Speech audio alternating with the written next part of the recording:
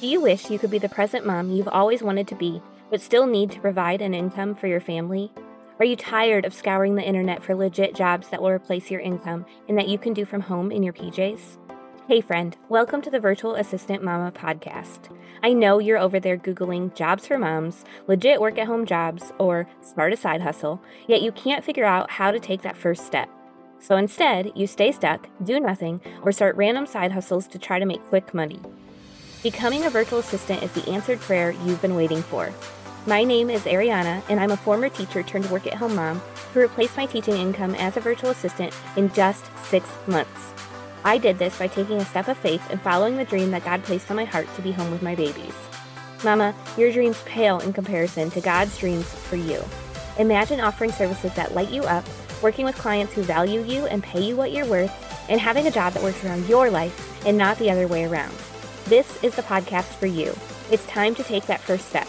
Are you ready? Here we go. Y'all, patience is a virtue. One of the things that I have noticed recently is how there's this desire and this hunger to get to the end goal. For example, I really need to make money from home, or I really want to leave this job, even though I just started working towards getting out of the classroom yesterday. Urgency and this desire are in your heart to get to or finish this thing. And I totally see that because I am that person. I am part of Overachievers Anonymous. Patience is really hard for me when it comes to my virtual assistant business. I feel like I need to do more, to be more, to work more, all of the things.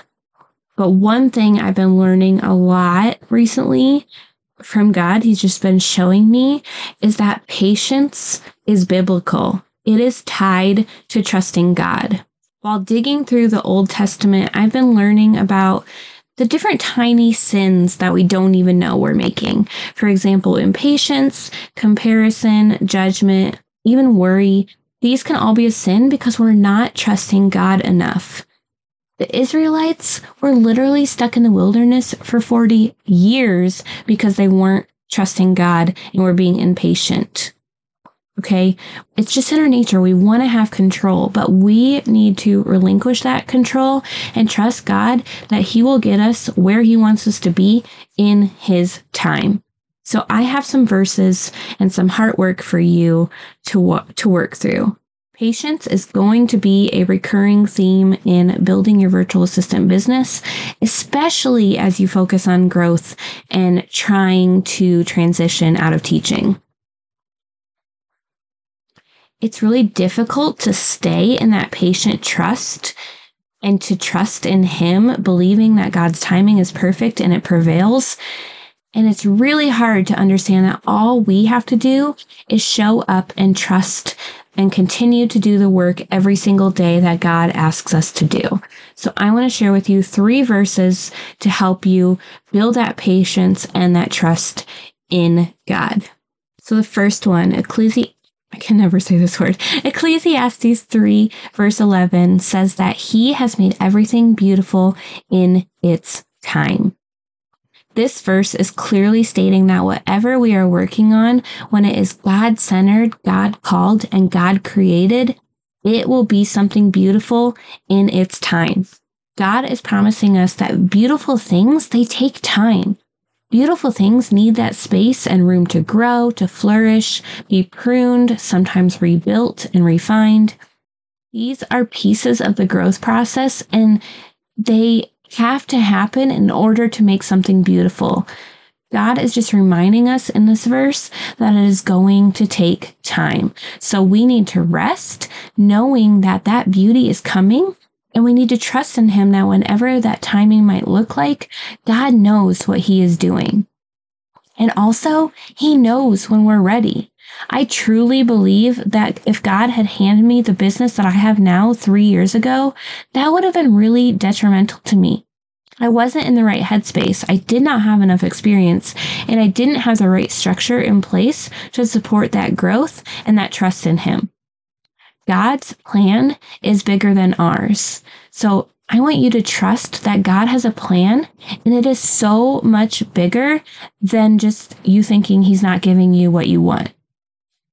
Sometimes we aren't ready even though we think we are. Even when it feels like if I just had blank, that would make everything good. I know it's hard to trust that He has all the pieces laid out in His perfect timing, but He knows each and every day of your life forever.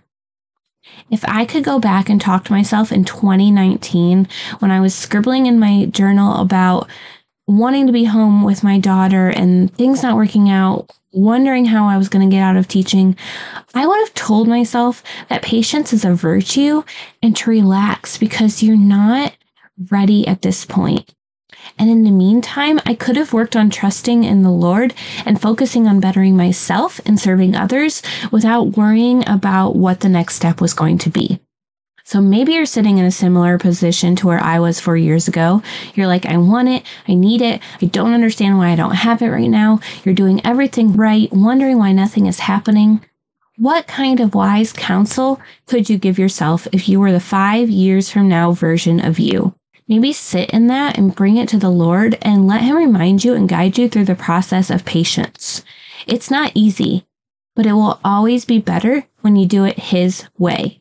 And honestly, it's never going to work if we force it. I literally just had a student in the TTVA program that was struggling with not finding clients and just feeling like she was letting her family down, not providing for them. And I said to her, I gave her suggestions on what to do to find clients, but I also said, are you giving this to the Lord?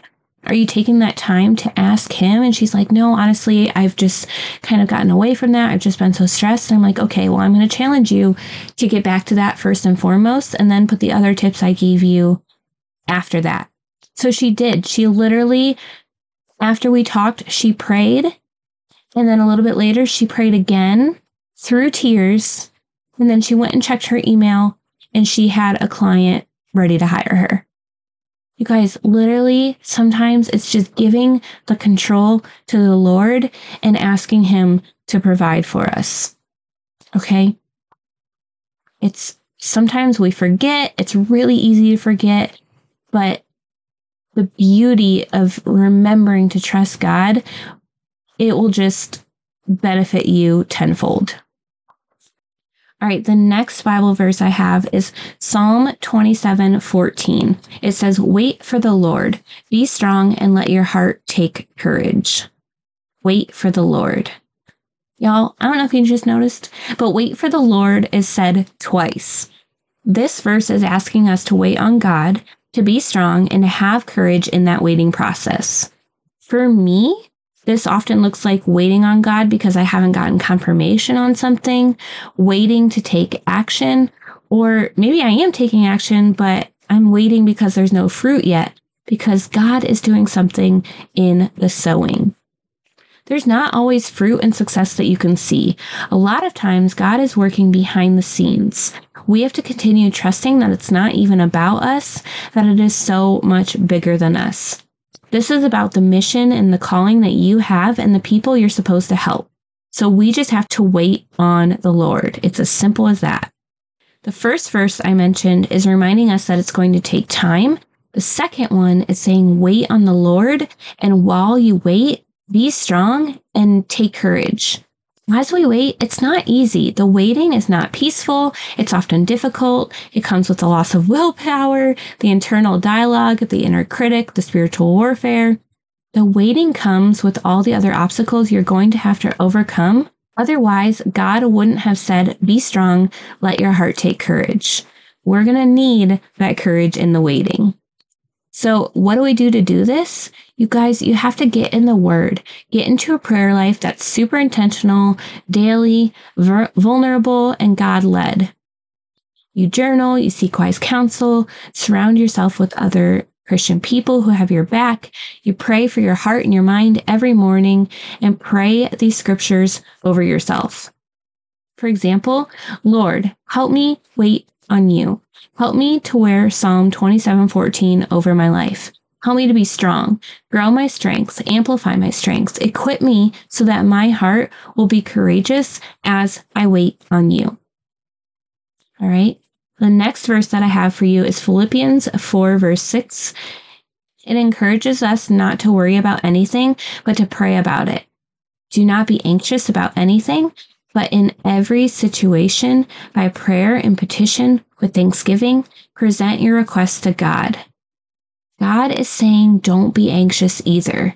You're going to deal with stuff as he's telling you to be strong and courageous, but we don't have to be anxious about it. Don't worry about it. For everything that comes your way, he wants you to pray and petition him. So this is your request, either written or verbal, that you're bringing to God. And then also bringing it with thanksgiving. For example, Lord, I give thanks for this waiting. I give thanks for this opposition because that means I'm getting closer to what you are crafting that is beautiful in my life. Again, present your requests to him. Sit with him, be with him, and grow in that relationship with him. God is holy, and we have to come to him with reverence. He's also our counselor, your friend, your father. We can go to him in all seasons with all things. So these verses really show us that leaning on God's word is going to help you weather the waiting. We know that what we're called to do is going to be beautiful, but it's going to take time. You're going to need to wait on him with strength and courage. And lastly, in order to get through that waiting, we have to pray and petition with thanksgiving. So I know that you can get through the seasons of growth and the seasons of pushing through, even though you want it to happen sooner. I know you can trust in him, believe in the plan that he has for us, and keep on walking. So I pray that this episode blesses you and that the scriptures I gave you would be an anointing, a fresh wind, a word over you, your life and your business, your mind, your heart, that you would be refreshed to keep on showing up and doing the good works that God has called for you.